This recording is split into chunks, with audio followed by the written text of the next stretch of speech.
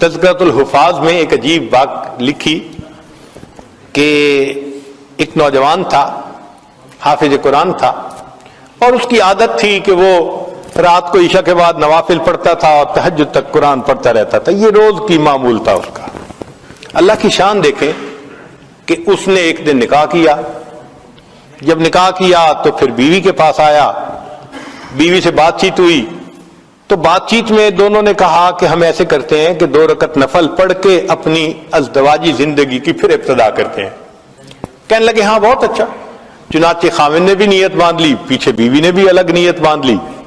اب بیوی نے تو جلدی سے 2 رکعت پڑھ لی اور انہوں نے جو تلاوت شروع کی تو چونکہ ایک معمول تھا پوری زندگی کا، وہ قرآن پڑھتے رہے، انہیں خیال ہی نہ رہا کہ کوئی میرے انتظار میں ہے. جب معمول کے حساب سے سلام پھیرا تو بیوی کو بیٹھے دیکھا تو بیوی نے کہا آپ خود بھی تھکے اور آپ نے مجھے بھی تھکا دیا. تو کہنے لگے اچھا ابھی تو میں فجر پڑھنے جا رہا ہوں، فجر کے بعد آؤں گا تو پھر ملیں گے. یہ کہہ کے آگے فجر کی نماز پڑھی، فجر میں دوستوں سے ملاقات ہوگی. اب دوست تو پھر یار ہوتے ہیں نا، پوچھتے ہیں. کسی نے کہا سناؤ مہمان کو کیسے پایا؟ جھوٹ کا تو زمانہ نہیں تھا کہ جھوٹ بول کے کچھ کہہ دیتے. تو انہوں نے بتا دیا ابھی ملاقات نہیں ہوئی. تو کسی نے کہا تو کیسا مرد ہے، پہلی رات کہتے ہیں کہ بیوی سے ملاقات ہی نہیں ہوئی. تو جب انہوں نے تانا دیا تب اس نوجوان نے کہا کہ اللہ کی قسم میں نے 2 رکعت کی نیت باندھی تھی، قرآن کی لذت نے مجھے بات ہی بھلا دی کہ بیوی میرے انتظار میں بیٹھی ہوئی.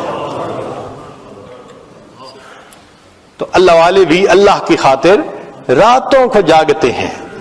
مجھ کو نہ اپنا ہوش نہ دنیا کا ہوش ہے، بیٹھا ہوں مست ہو کے تمہارے جمال میں، تاروں سے پوچھ لو میری روداد زندگی، راتوں کو جاگتا ہوں تمہارے خیال میں.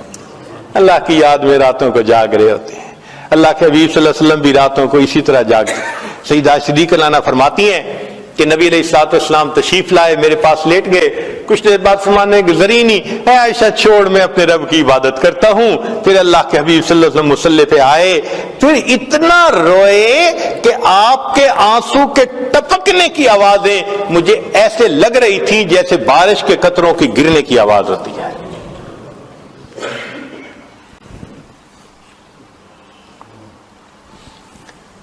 سیدنا ابن عمر رضی اللہ تعالیٰ عنہ کے گھر ایک مرتبہ نبی علیہ الصلوۃ والسلام بھی تشریف لائے اور سیدہ حفصہ رضی اللہ تعالیٰ عنہ بھی تھی، ان کی بہن عمر لانو کی بیٹی. کھانا کھایا، دیر ہو گئی. ابن عمر لانو نے آفر کر دی اللہ کے نبی وسلم یہی آرام فرما لیجئے. تو نبی علیہ السلام وہی آرام فرمانے لگے کمرے میں.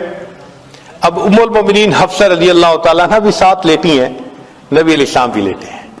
ام المومنین فرماتی ہیں کہ کچھ دیر کے بعد میں نے دیکھا کہ کوئی مائع چیز میرے چہرے کے اوپر گر رہی ہے. میں نے ہاتھ لگایا تو گرم گرم پانی، آنسو.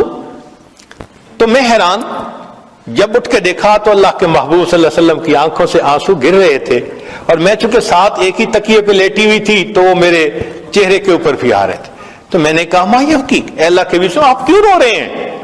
تو نبی علیہ السلام نے فرمایا حفصہ تو نے سنا نہیں باہر صحن میں تیرا بھائی عبداللہ ابن عمر تہجد پڑھ رہا ہے اور تہجد میں اس نے ابھی آیت پڑھی کلا انہم عن ربہم یومئذ لمحجوبون، کہ قیامت کے دن یہ کفار اللہ سے حجاب میں ہوں گے، پردے میں ہوں گے.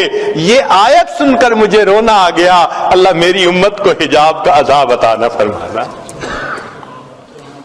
پھر فرمایا حفصہ انا مشتاق و بی اشتیاق، میں مشتاق ہوں، میں اللہ کا عاشق ہوں، میرے دل میں اللہ کی محبت نے تڑپ لگا دی.